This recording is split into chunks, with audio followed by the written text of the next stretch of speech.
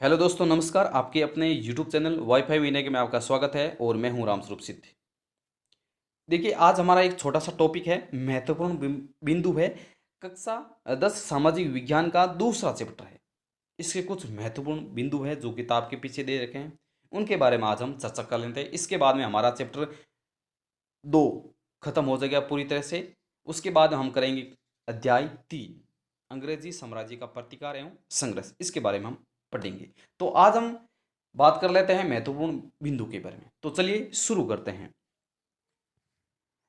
बलबल का राजस्व सिद्धांत प्रसिद्ध रहा है। बलबल की मान्यता था कि राजा पृथ्वी पर ईश्वर का प्रतिनिधि है, यानी जो राजा है वो ईश्वर का प्रतिनिधि यानी ईश्वर का आदमी है या प्रतिनिधि है।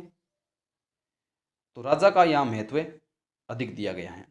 बाबर ने अपनी पुस्तक तुर्की भाषा में लिखी थी। बाबर ने अपनी पुस्तक तुर्की भाषा में लिखी थी जिसका नाम बाबरनामा या ताजुक बाबरी है।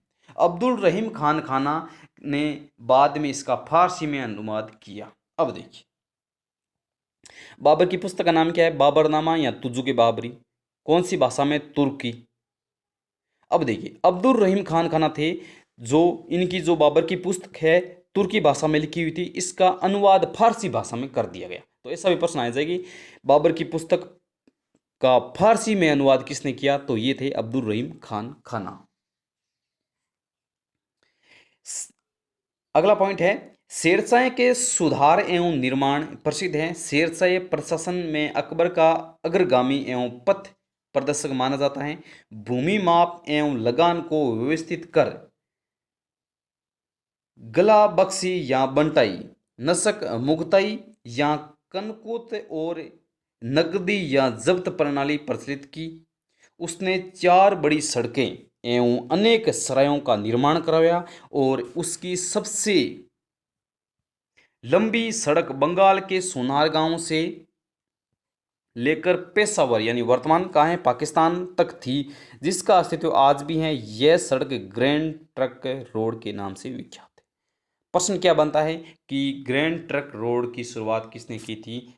तो ध्यान रखना, शेरशाह सूर्य ने की थी। जो कहाँ से? बंगाल के सोनार गांव से लेकर पेशावर, जो वर्तमान पाकिस्तान तक, यहाँ तक है, जो वर्तमान में भी है। अकबर ने दार्शनिक एवं धर्मशास्त्रीय वाद विवाद करने के लिए फतेहपुर सीकरी में 1575 में इबादत खाना बनवाया। इबादत खाना किसने बनाया? अकबर ने। कब? 1575। 1582 में सभी धर्मों का सार संग्रह कर दीन ए इलाही नामक धर्म का परिवर्तन किया। प्रश्न आता है कि दीन ए इलाही नामक धर्म का परिवर्तन कब किया गया? 1582 में अकबर द्वारा।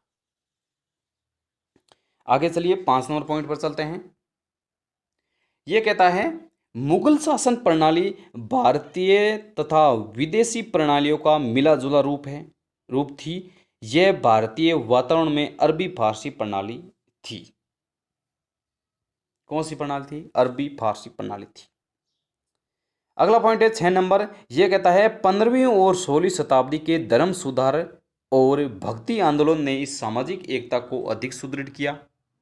दक्षिण में जन साधारण आधारित इस धार्मिक आंदोलन का नेतृत्व, ध्यान रखना,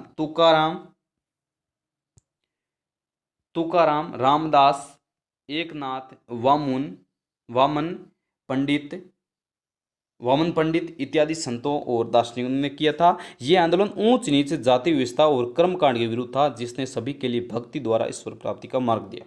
यानी ये कहते हैं कि ऊंच नीच होती नहीं है, ना कोई व्यक्ति कोई जाति होती है। यानी जो सिख संप्रदाय के प्रथम गुरु थे गुरु नानक ने, उन्होंने कहा कि व्यक्ति की कभी जात नहीं पूछनी चाहिए कि तेरी जात क्या है। हम बात मानते हैं इसको कि व्यक्ति की कोई जात नहीं होती है। मैं खुद समर्थन करता हूँ इस चीज़ का कि व्यक्ति की कोई जात नहीं होती। ऊंच नीच क्या होता है? कुछ नहीं। व्यक्ति सारे के सारे समान होते हैं, सब बराबर होते हैं। हम हैं वैसे ही सामने वाला व्यक्ति है। अगर आपको निंदा करनी है या ऊंच नीच रखनी है तो सिर्फ आप सफाई से रखें। अगर आप सामने वाला आदमी बुरा है, कभी सफाई से संबंधित कुछ ध्यान नहीं रखता, गंदे कपड़े पहनता है, यानी गंदा रहता है, तो उससे आप घृणा करो, उससे जो वो व्यवहार करता है उससे घृणा करो, लेकिन आदमी से मत करो, ना उनकी जाति से करो। आदमी आदमी है, हम हैं, वैसे ही सामने वाला है। तो ऊंच नीच की आपको, यानी ये मैं ऐसा हूं और मैं ऊपर हूं और आप नीचे जाति के हो, ऐसा कभी मन में नहीं रखना चाहिए।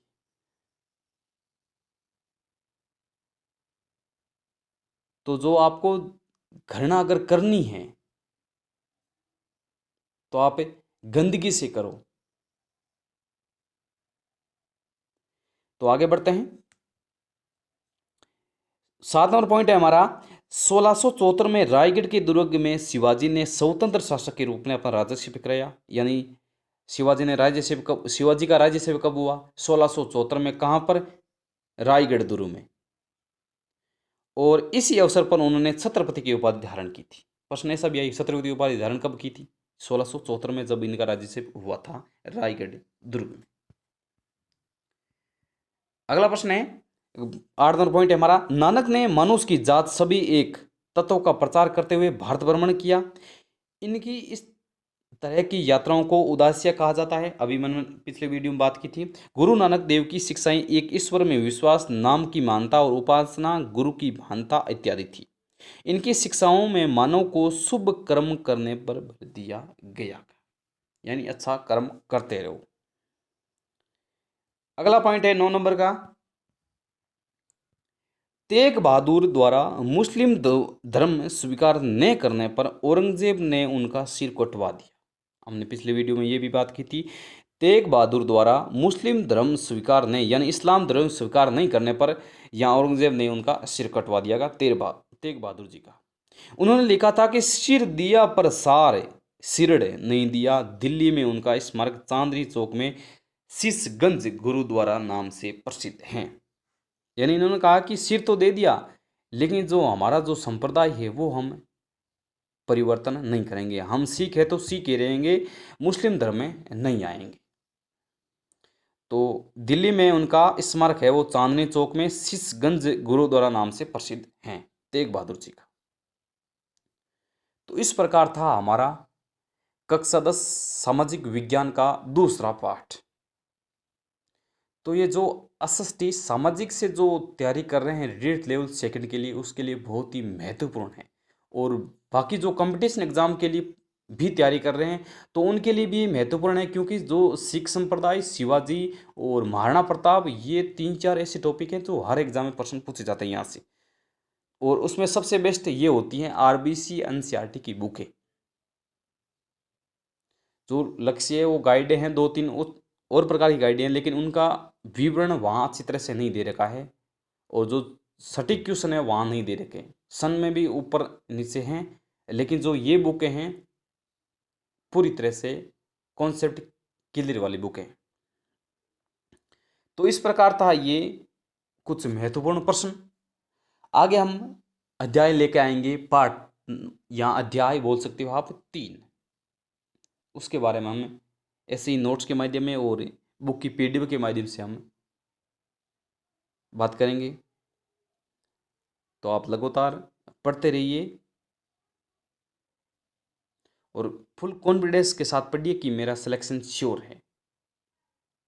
वो कहते हैं ना, मन के हारे हारे रमन के जीते जीत है। अगर हमने पहले सोच लिया कि यार इतना कंपटीशन है, क्या पढ़े क्या ना पढ़े, कहाँ सिलेक्शन होने वाला है, तो सिलेक्शन होगा ही नहीं। लेकिन आप अगर सपोज कर लो आपका पद एक ही है, आपको तो एक ही पद चाहिए, 31-31 हज़ार वैकेंसी है, तो आप ऐसे सोच ले मेरे को एक पद की ज़रूरत है, कंपटीशन चाहे करोड़ों में हो, लाखों में हो, कोई मतलब नहीं है। अगर आपने कॉन्फिडेंस ले लिया है कि हाँ, देखिए 2 मैच होते हैं क्रिकेट के, चलो सपोज कर लो भारत और पाकिस्तान का मैच होता है, लेकिन भारत वालों ने ऐसा कर लिया कि नहीं यार पाकिस्तान से हम कैसे जीत जाएंगे, पाकिस्तान से जीत ही नहीं सकते, तो भारत क्या जीत पाएगी? नहीं, बिल्कुल नहीं। और पाकिस्तान ऐसे सोच लेते कि नहीं यार भारत को कैसे हरा सकते हैं, हम जीतेंगे ही नहीं, तो पाकिस्तान ज़रूर आएगी। ऐसा नहीं है। देखिए कॉन्फिडेंस होना ज़रूरी है कि मेरे को जीतना है तो जीतना ही, यानी कंपटीशन फाइट करना है, रीट में लगना है तो लगना ही है, फर्स्ट ग्रेड में लगना है तो लगना ही है, कोई नहीं रोक सकता। आपको। तो चलिए दोस्तों, ये इस प्रकार था। बाकी आप समझदार हैं, बाकी कहने की ज़रूरत नहीं है आपको, मेरे से भी आप बहुत समझदार हो। तो चलिए दोस्तों, मिलते हैं अगले वीडियो में, तब तक के लिए नमस्कार, जय हिंद, धन्यवाद दोस्तों।